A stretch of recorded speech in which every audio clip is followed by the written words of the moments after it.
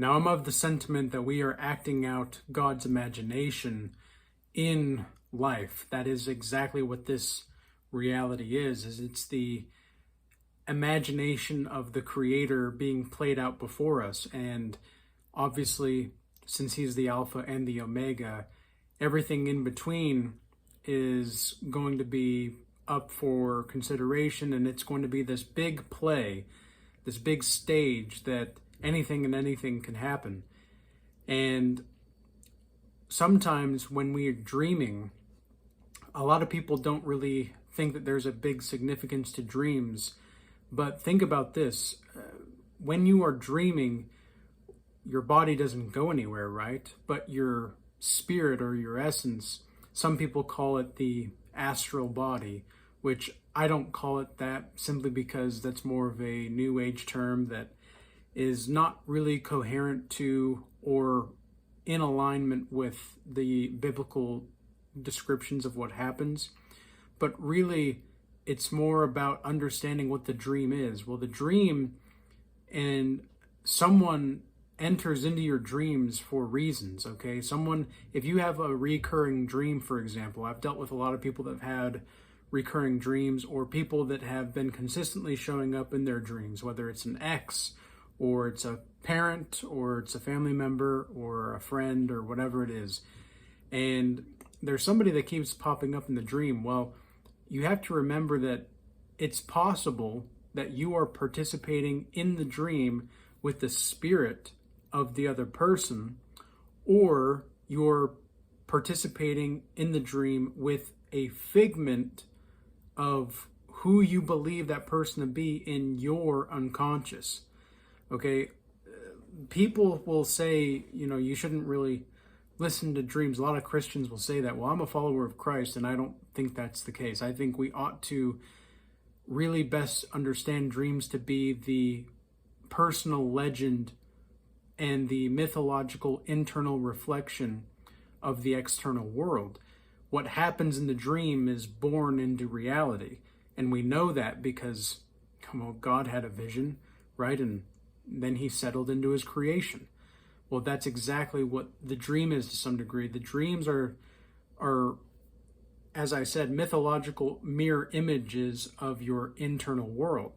And so if we think about the quantum mechanics of this, it's more about understanding how there are, so light is photons, right? Light is a photon.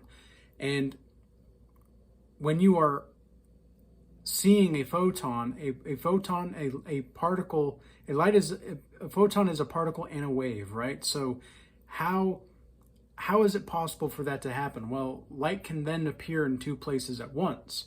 So that means that light is something that can be in two different places, experienced differently. So time, even though time is linear for us as we see it, light doesn't have to experience time in the same place that it appears. Okay, well, what exactly does that entail on the spiritual level? That means that for your dreams, when you are acting out a dream, and when I say acting out, I just mean having a dream, because sometimes people lucid dream. But when you are acting out a dream with somebody, you are seeing how the character of who they are in the dream is being presented in the way that either your unconscious sees them or that their unconscious is trying to project into you. Well, how do you tell the difference, and how do you know the difference? Well, we have to remember that there are two types of dreams, really. They'll be coming from God, or they'll be coming from the devil. And so the devil will come to what? Kill, steal, and destroy. So the devil is a deceiver. If you're feeling like you're being deceived in your dreams by this person, and you don't necessarily think that they are somebody that is going to be in a position that is going to put you in a position of deceit, then you're either one of two things. Well, you're either naive and you're not as immune to betrayal as you think, or you are recognizing that this person actually is who they say they are. The dream, when somebody appears to you in a dream, now that we've laid the foundation of what the dream actually is and why the dream is the way that it is, we have to think about the dream as God pouring his spirit into us if we are receiving a dream from God. Well, so now I've got a verse here from the Bible. This is Joel chapter 2, verse 28. And it says, "And it shall come to pass afterward that I will pour out my spirit upon all flesh, and your sons and your daughters shall prophesy. Your old men shall dream dreams, and your young men shall see visions." So dreams are different from visions in the sense that when you dream, obviously you're asleep, you're unconscious, but when you're having visions, you don't have to be unconscious to have a vision. And there is meditation techniques that I teach in the Regal Change Academy for what I call active imagination, coined by Carl Jung. I think that's the most practical scientific term for it. And then we have the astral projection is what some other people call it, but astral projection is very much different from active imagination. Some people will think that it's the same thing, and it could be seen as the same thing, but it's not. I am very adamant about semantics here because I want to be very clear on the differences between the two. Astral projection means that you can participate in witchcraft while seeing visions. Okay, you can actually visit demons doing astral projection. Active imagination is more about seeing into the images that God wants to pour into your spirit. Okay, there's the difference. And sometimes you may encounter certain kinds of figures or spirits that God pours into you, but he's never going to lead you toward a path that you cannot apprehend or that you cannot overcome. And that's the very key thing to identify here, and that's a very big thing to understand. So somebody is appearing to you in your dream because there's something that needs to be revealed to you about this person. Somebody is being revealed to you in a dream because there's something that you need to know about them. There's something that you're trying to process, whether it's consciously or unconsciously. And again, you might not even know that. That's why the dream is so important. The dream reveals information about our internal world in a way that our conscious mind never can. And this is why I talk about reframing and restructuring thought equations and thought algorithms, because when you change your thought algorithms or your thought equations, your dreams might change as well.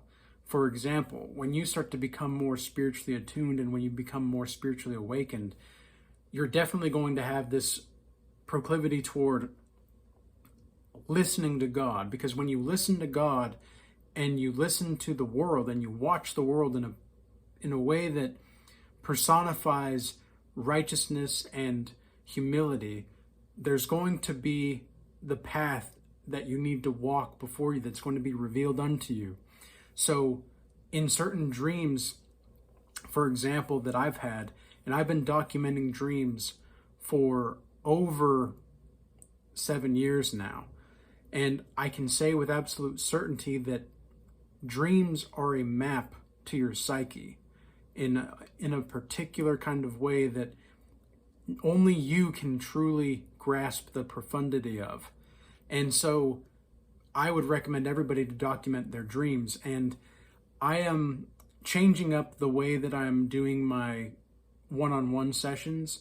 So I've in the past done dream interpretation workshops and such, and we still have a dream interpretation class in the Regal Change Academy, but for my one-on-ones, I'm not going to be doing that really anymore. It's going to be more generalized, but if people want to talk about it, I can still go through it, but I'm going to be putting out more of a personalized option for the future. I'll be announcing that later this week, but that will be incorporating dreams and such, but as far as a specific workshop for dreams that I do one-on-one, I'm not going to be doing that anymore.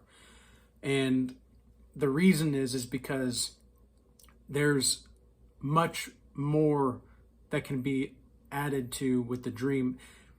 The dream itself can call for a total recall of your life. And this is something that also somebody can reveal to you in a dream. I've even had dreams where I was lucid dreaming, and I asked the people in my dream, or the characters, because they're not always, in the past, they weren't always human characters. They were animals, or they were this kind of beast, or this really abstract spirit. And even to this day, I'll have spirits speak to me in my dreams, but they're more like angels that I don't really know the names of, because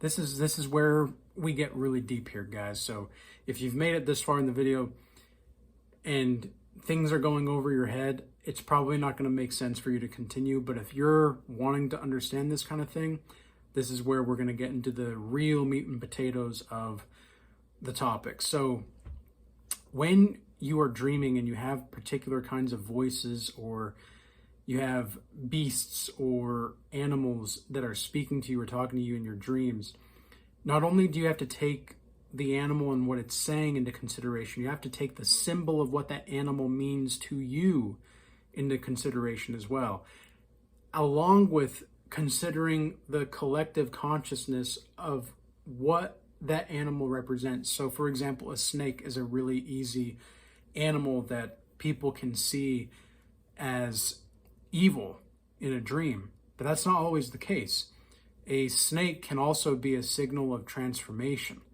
And I've actually seen one of the most vivid dreams I've ever had was I was in this dark room and there were stars everywhere. It was as if I was in the center of the universe on this black platform, but it was also a room. And in the middle, there were these cases. It was a case, and it was filled with different kinds of snakes, and they formed together to make one big case all of a sudden, and there were different snakes, and the snakes fought for dominance. And there was a black and white checkered snake that beat out all, and this dream was years ago, by the way. This was a long time ago, probably 4 or 5 years. And there was these black and white checkered snakes that were able to beat the other snakes into the dominance hierarchy. And so they were the most dominant. And when I woke up, I had this strange feeling that it represented yin and yang. It was this yin and yang of the balance of life. And at the time, I was not yet following Christ, but I could still, to this day, respect and understand what the symbol of yin and yang really means. It means the duality of life. There's the light and the dark. It could also be seen as the unconscious and the conscious. But somebody appears to you in your dreams when they're trying to either relay a message to you, or when you're trying to see certain things, or you're supposed to see certain things. Like, for example, with the snakes, the message that I got, even though they weren't speaking to me directly, I could feel their energy and I could feel their momentum in the dream pushing me toward a balance and of harmonious life. And they were pushing me toward, remember, balance is going to be above everything else. But it's not the kind of balance that I thought it would be. That's the other key thing, because people often say, well, balance is key, and that's absolutely true. And we've talked about this in the Regal Change Academy recently, but balance is key. But what's more important is knowing how to allocate your time and your energy and your resources. Being balanced is sometimes meaning you've got to put in way more pressure into your life than you're actually putting in. And then other times it's, you need to take a step back. Me, myself, I have to actively rest. I have to actively rest because I'm like a war horse. I will go until I die. And I can't be doing that, because once I get to that point to where I'm realizing, oh, I actually need to rest, it's going to take me so much longer to recover and get back into the groove of things before I actually could have just, actively rested for an hour or two and popped right back up. But instead, I'm going to take, a little bit longer. And sometimes in dreams, whenever I have dreams with wise old men, for example, it's usually some projection that I have of wisdom that is needing to be told unto me and guiding me, because I've always been able to relate more with older men for some reason in my life. I was always the friend. I had better friendships growing up with old people than I did with people my age. And I never understood why. I thought that was kind of a strange thing and a peculiar thing, but I never understood why. And now I totally understand. It's because people will say, you have an old soul and whatnot, right? Well, the old soul is more of just somebody that's been experienced in life in a way that God knew how to pour his spirit, the Holy Spirit, into that kind of person, more so because they had a particular work to be done in this life. And I know that that's exactly my goal as well, and that's my purpose to a large degree, is to revolutionize psychology and spirituality, to bridge the gap between understanding the psychoanalytic parts of dreams and the practicalities of dreams, because some people will get too far into the symbolism and they'll get too lost. But that's not to say that the symbols don't matter. It's that we have to understand why the symbols are the way that they are. Whenever anything happens in a dream, and this is something that this is a highly recommended book, by the way. This is Modern Man in Search of a Soul by Carl Jung. He talks a lot about dreams in that book. And something that he talks about is every piece of content in the dream ought to be considered as a fact. It's not a thing that we need to put a lot of emphasis on, but we have to look at everything that happens in every detail as a fact of experience. And I think that's a really proper way to view the dream. And that's how I've approached my dreams and my interpretations of my own dreams for the past 7 years or so. And it's led me to this point. And what I can absolutely see is that the dream itself in the dreamland, I have a particular name for the dreamland, but I'm not going to reveal it just yet. And because I'm working on something, I've got a little project in mind that I've been working on for years, and I'm getting close to being able to reveal it, but not quite yet. And so this dreamland, this is the Orthodox Christians, they call it the noetic realm. This is where astral projection comes into play. Astral projection is not the noetic realm, but noetic realm and active imagination, I would say, are more aligned with the principles and the principalities of what actually is. So I'm not an Orthodox Christian, by the way. I'm just saying that this is something that might resonate with somebody out there. This is a lot of information. This is a lot of knowledge. So I'm hoping that I'm able to wrap this up and put a bow on it as much as I can. And this is going to be a topic that we can absolutely come back to. But the main reason behind this message is I want you to realize that if you are experiencing a reoccurring dream, or you're just having this dream that really stands out to you about this person that's been involved in your life, there's a reason for this. There's a reason why this dream is speaking to you in a particular way. And it's not to be taken just as a whimsical thing. All right. So with all that being said, I hope this message was useful and insightful for you all. And if you do want to join the Regal Change Academy, we have the paid community. We no longer have the Discord channel. We do have a free Telegram subscription that you can do. where you get daily insights, but every message will be deleted after 24 hours in that subscription channel. The free Discord is being disintegrated because we're going to be moving the free stuff more to the X platform. So all of the free things that you're getting on the Discord, we're going to be moving over to X, because this is just going to be more of a bigger platform where everybody can grow quicker, and there's going to be easier access to everything over there.